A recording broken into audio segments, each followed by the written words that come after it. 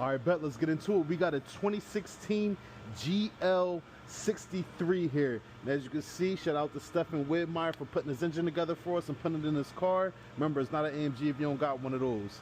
Now, this car is in here for a laundry list full of suspension issues. So we're gonna get it up in the air, check the suspension issue. But before we do that, this car has a no crank, no start. Let's see what the problem is.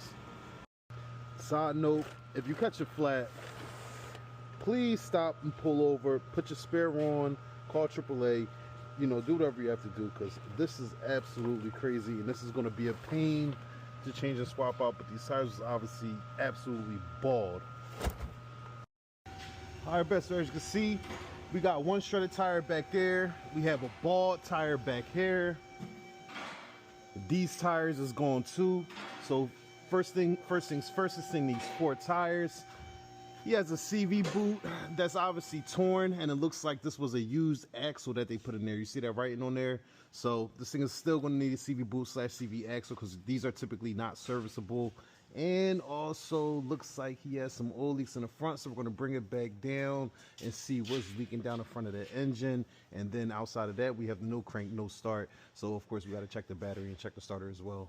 And upon scanning it, communication with the starter or alternator has a malfunction. The signal was missing. So first things first, let's double check this battery, make sure the battery's good, and then let's go to the starter and let's check the starter. First, the battery's underneath the seat on this car. So what we're going to try to do is, before we snatch the seat out, is we're going to try to test the battery through the post, through the jump post up front. So let's see if we can get a test on this battery.